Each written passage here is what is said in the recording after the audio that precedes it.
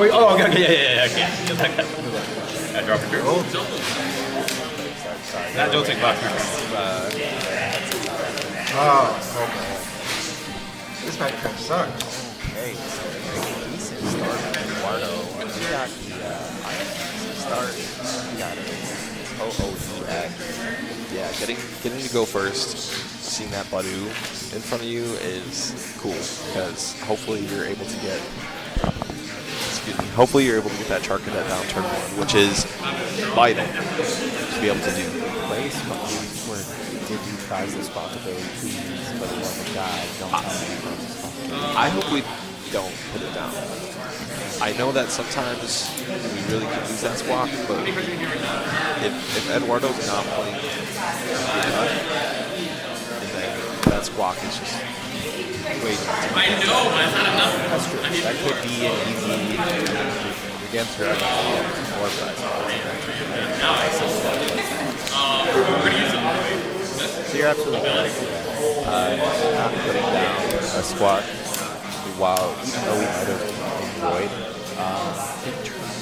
Okay, so we are seeing the squawk come down. Oh, sweet. Okay. We are seeing the squawk come down. So the last card in Eduardo's hand right now is XP share. And I wasn't too sure what his line's going to go. He wants to see more cards, which is always good. It's better to see more cards than have no cards in your hand. But I fear for the Curse Blast. I fear for the Curse Blast and 3 damage counters on Squawk. Yeah. I mean, it is a liability for sure. But if it gets us ahead in this game right now, then it could be worth it completely. Yeah, we see the EXP share go down onto the Ho-Oh. Better to see that. I would, yeah, that on anything is, or the XP share on anything other than the Squawk ability like we were considering. We see the attachment for turn onto the Ethan's Ho-Oh. Just a good bank to keep your energy on. We can always fire it off later with that Armor Rouge. And the Wellspring Mask Ogre Pond. That is a huge threat. That is a... I'm already sweating. Because we are passing over here to Anthony's turn, and we're looking at a Badu in the active here. Do you know what that Badu does, Tony? Yeah. You want to tell me? Yeah, it doesn't let us play items. But, you know, that little guy makes us play some good, honest Pokemon. Makes us so 10 have damage to see supporters. 10 damage, and your opponent cannot play any items on their next turn. I know the Badu was very effective against Eduardo when I played against him yesterday. But hopefully we do have a draw supporter in our hand. Hopefully we saw one after the Squawk ability for 6. We had the research in the first hand, which is why I was kind of hoping he wasn't going to go for the Squawk. Yeah, but he is 6 cards deeper. And a Wellspring Mask Ogre Pond and the Charcadet, energy. He put down the Charcadet before he squawked. And he had Armor Rouge in his hand before he Ultra Balled for the squawk. He Ultra Balled away the armor for the squawk, which is probably fine. There's more Armor Rouge in there, at least. Yeah, but I don't think he would have. Iron Hand start in the active, I don't think we play anything like Jet Energy or an effective way to switch Pokemon out besides Latias. Latias and maybe Pecharunt. Yeah, so I know we play the Latias, but I think we might not have wanted to put it down until we saw a Terra-type Pokemon so that we can go wide with our bench. We do have the Wellspring. We do have the Wellspring, yes, but I don't think we were guaranteed to draw that after the Squawk and Billy, right? I think that's what he was kind of trying to be weary of, was not overbench himself so that he locked himself out of a Terra type. So going into Anthony's turn, sorry about glazing this whole box deck so much. So going into Anthony's turn, we had a pretty good setup. We had an Ultra Ball. Was that a Lilies? Did he play a supporter yet? I don't believe so. So just Ultra Ball for Dreepy and then double Buddy Buddy Poffin. So yeah, we get 4 Dreepies and a Duskull. This is an ideal setup for Dragapult. Yeah, Anthony had a raw Dreepy in hand as well that he was able to bench, and then... No, you Ultra Balled for it. Oh, The Ultra Pokemon. really? Yeah. Wow. Yeah, so just valuing that wide setup, and just an attachment for turns. So there was no supporter in Anthony's hand, I don't believe. But we do have a Pokepad and a Dracloak. So we see that we see that Latias come down, able to give free retreat onto the Iron Hands EX.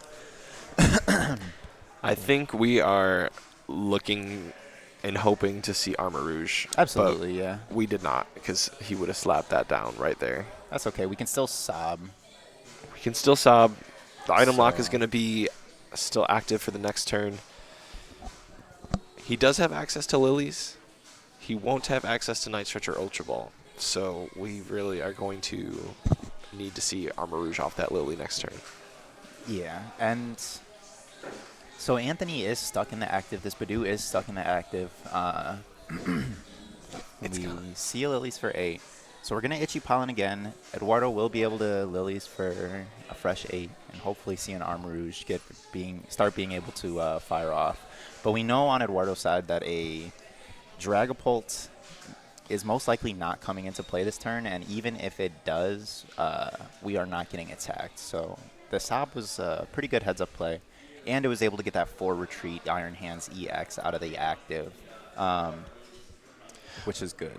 What if instead of sobbing this turn, he would have just passed No. and sobbed the next turn so that Badoo is still stuck by the time he has an active Dragapult? I don't Yes, know. But, I mean, it's still... I mean, if anything, we can go like Boss Sob on a Duskull if we really are that behind. So we see a Pokepad come down, able to get a second Dracloak in play. We were able to evolve that first one with the energy on. We're going to see our first Recon Directive, I think hoping to draw into more Dracloaks here just to get that full setup and start cycling aggressively through our deck. So we're going to see a second Recon Directive coming in. And probably just hoping to get another energy attachment. Maybe some more evolutions. Evolving into that Dusk Lapse would be nice. And it would be a good threat going into Eduardo's next turn. And then it looks like we are just going to go in with the Itchy Pollen again. So no more items for Eduardo. But we do have that Lilies able to get us a fresh 8 cards. So able to get us that Armor Rouge, hoping to draw into one. Cannot use something like an Ultra Ball or a Night Stretcher to get one into play. So that is a little difficult. We are forced to play some good, honest Pokemon and just see everything that we need. We kind of need to see a lot from this Lilies right now if Eduardo wants to stay into the game. I mean, really all we need is... We need to see Armor Rouge. That's it. We need to see Area Zero and another Charcadet. Okay, yeah, that's fair. I don't think we saw any of that.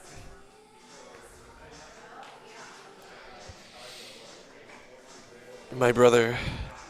Nope. We have energy, so we can Golden Flame 2 more energy. He also could, if he really wants, Golden Flame and then heal all his Pokemon. Oh. And then he takes the Wellspring out of range of a Phantom Dive as well.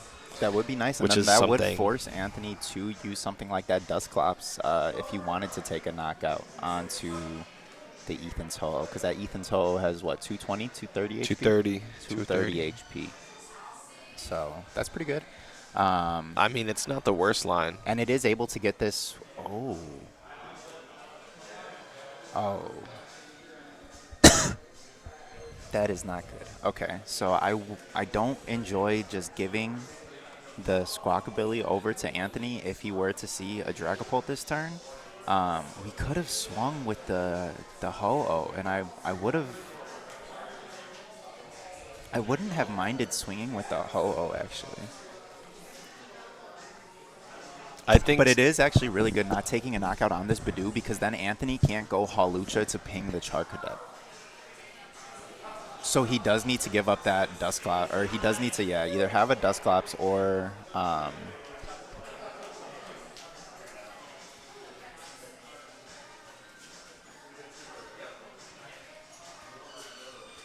Oh, so we see the counter catcher come down. Did Anthony or did Eduardo take a knockout? No. Did we take a knockout?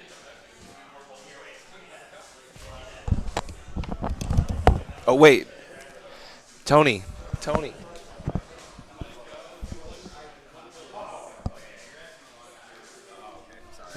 It's okay.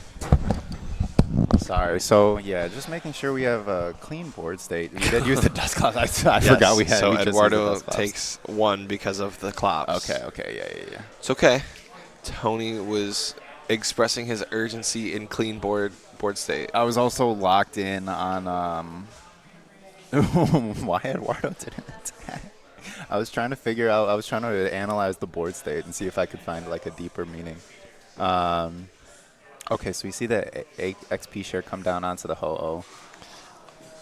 You know what? This Phantom Dive coming in. it's not gonna matter. What I was gonna say, it doesn't matter because Charcadet, this Armor Rouge rotates. Yeah, the Armor Rouge rotates. So sad. Yeah. But we still Ho-Oh. I mean, if anything, the Chart Cadets and the Armor Rouges just become energy switches, and we just play 4 energy switches instead of 2 Chart Cadet. Right. But that's the thing is in my list, I liked 3/3 Chark Arma because there were times like Eduardo had to do in the first turn where you have to discard an Armor Rouge because you just have to. And now he is stuck looking for one the whole game. Yeah, and I mean, Oh, my a brother. little bit on the back foot. My brother.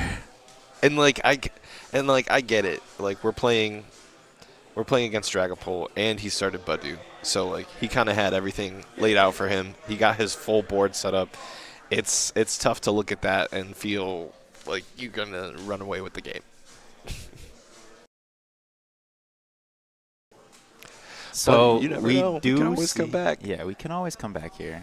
I mean, we do play something like that Lily's Clefairy. So if we are able to get like the Clefairy, maybe E-switch down. Yes. All right. So the Hyper Blower is just going to go ahead and bring that Badu up.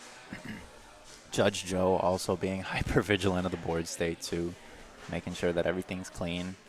Shout out Judge Joe. So you see that Super Rod come down.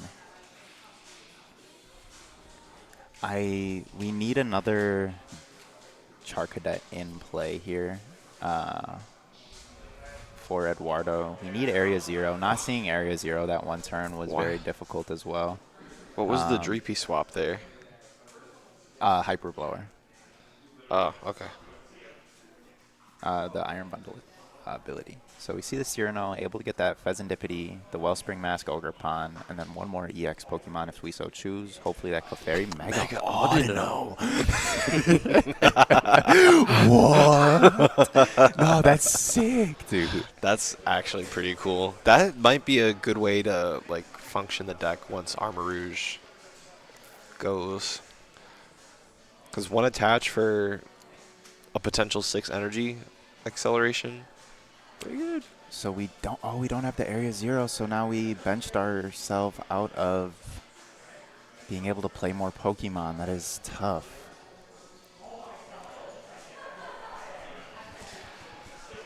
Yeah, looking over at Anthony's side of the board, he has a pretty commanding board state. We've got a full undamaged Pult, we've got a Dracloak on the back burner, and another Skull ready to pop. Yeah, so we do have another Duskull.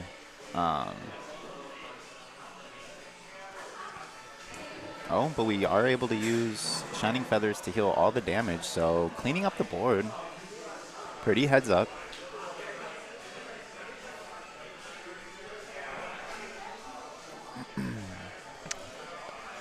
I've announced Shining Feathers a time or two.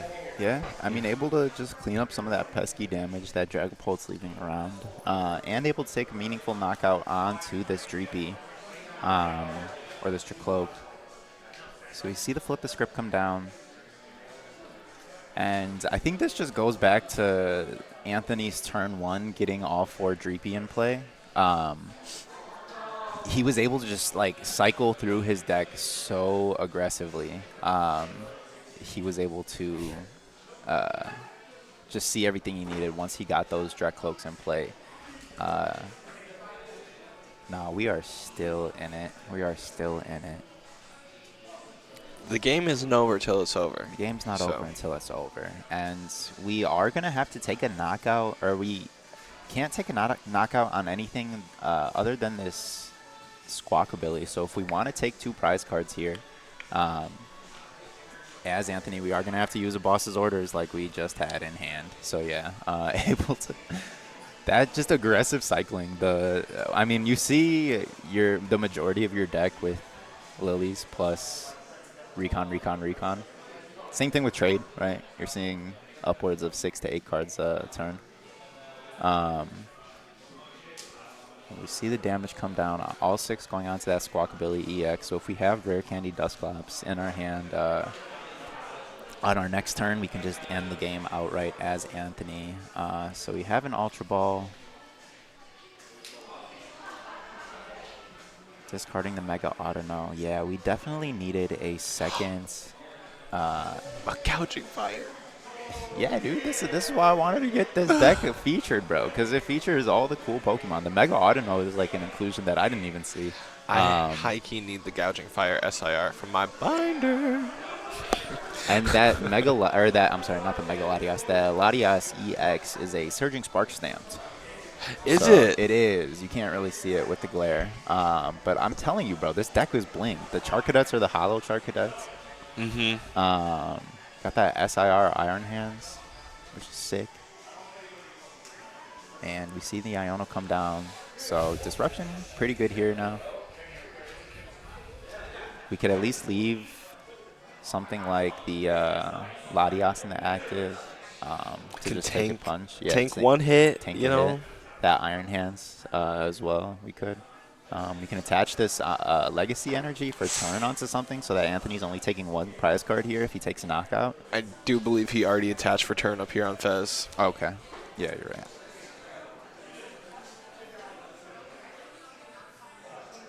But we can punch. We can tank a hit. And as long as Anthony doesn't have another Dusclops, it only heals 50. I thought it was 60 off the top of my head. No, but that also puts still Anthony away from Rare Candy, Dusknoir, right. Curse Blasting onto the Squawkabilly for easy 3 prize cards. So that is actually pretty good here. Still able to clean up some of this damage. We see a Jamming Tower come down. Not really doing anything here. But Eduardo just not seeing a single Area 0 this game. And then just only playing 2 with the only way to find it being raw 3? draw. He plays 3. He plays 3? Yeah, he plays 3. My brother. It's a tough spot to be in.